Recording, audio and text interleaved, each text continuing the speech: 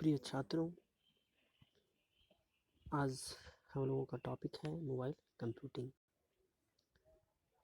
आज हम लोग पढ़ने जा रहे हैं मोबाइल कंप्यूटिंग के बारे में। इस छोटे से सत्र में हम लोग समझेंगे कि मोबाइल कंप्यूटिंग क्या होता है और ये किस प्रकार से कार्य करता है। तो आइए सबसे पहले हम लोग जानते हैं कि मोबाइल कंप्यूटिंग किसे कहते हैं।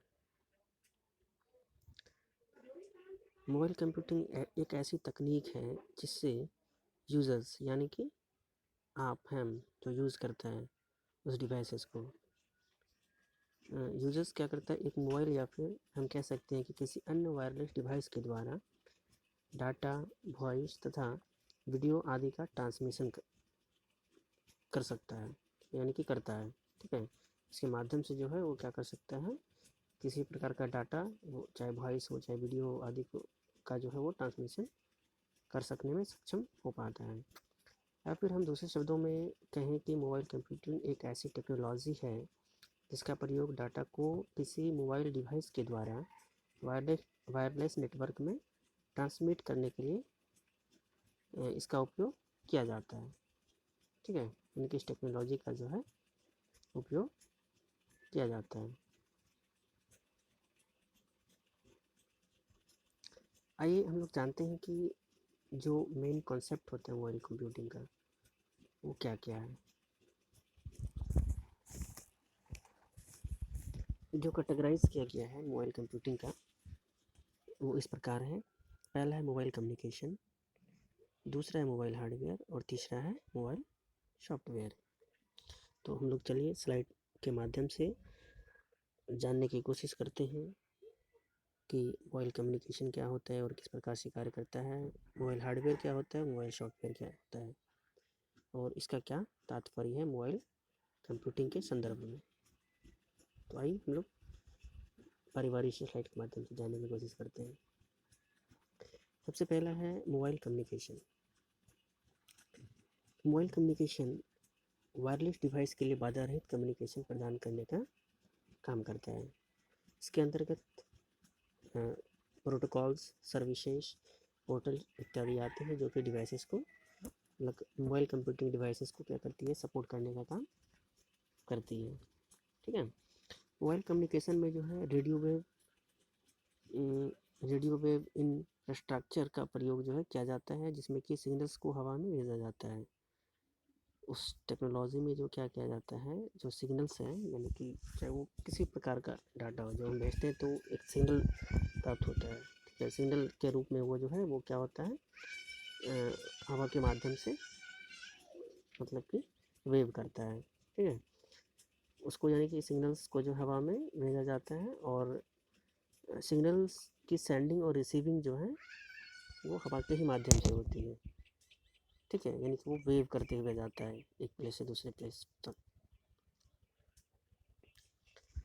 और अगला है हमारा मोबाइल हार्डवेयर। मोबाइल हार्डवेयर का तात्पर्य उन डिवाइस या मोबाइल डिवाइसेस से है जो कि मोबिलिटी की सर्विस को रिसीव या एक्सेस करने का काम करता है, यानी कि एक्सेस कर सकने वो सामर्थ्यवान होता है। इसके अंतर्गत बहुत सारे डिवाइसेस आते हैं, यानी कि जो जैसे कि laptop, smartphones, tablet, PC, smart watch इत्यादि आते हैं और ये जो है वायरलेस नेटवर्क के आधार पर वर्क करती है, यानी कि कार्य करती है। ठीक है, चलिए अभी हम लोग क्या किए, बारी बारी से इन दो स्लाइड के माध्यम से क्या जाने मोबाइल कम्युनिकेशन क्या होता है और इसका क्या योगदान है और मोबाइल हार्डवेयर क्या होता है और कौन कौन से मतलब कि इसके अंतर्गत डिवाइसेस आते हैं। और अब जो एक और बचा हुआ है मेन कंपोनेंट के रूप में मोबाइल कंप्यूटिंग का, वो है हमारा मोबाइल सॉफ्टवेयर, यानी कि इन तीन चीज़ों से मिलकर जो है मोबाइल कंप्यूटिंग का आधार जो है बनता है।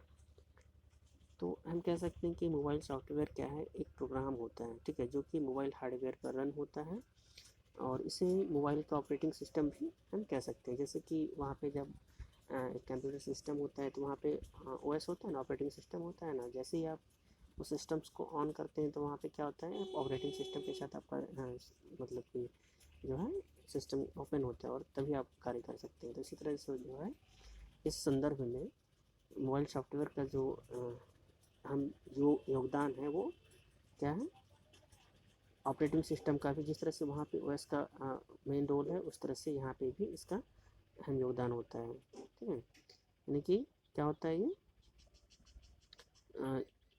यानी कि मोबाइल का ऑपरेटिंग सिस्टम जो है क्या करता है, मोबाइल्स के जितने भी सारे एप्लीकेशंस होते हैं उनकी सभी विशेषताओं तथा ज़रूरतों को यानी कि देखता है, देखने का काम करता है। ठीक है, या कैमरा या फिर क्या है कि music player, wifi, Bluetooth, voice recorder आदि, और साथ ही वीडियो प्लेयर को भी फीचर प्रदान करने का काम करता है, तभी वो उस संदर्भ में कार्य कर सकने में सक्षम हो पाएगा।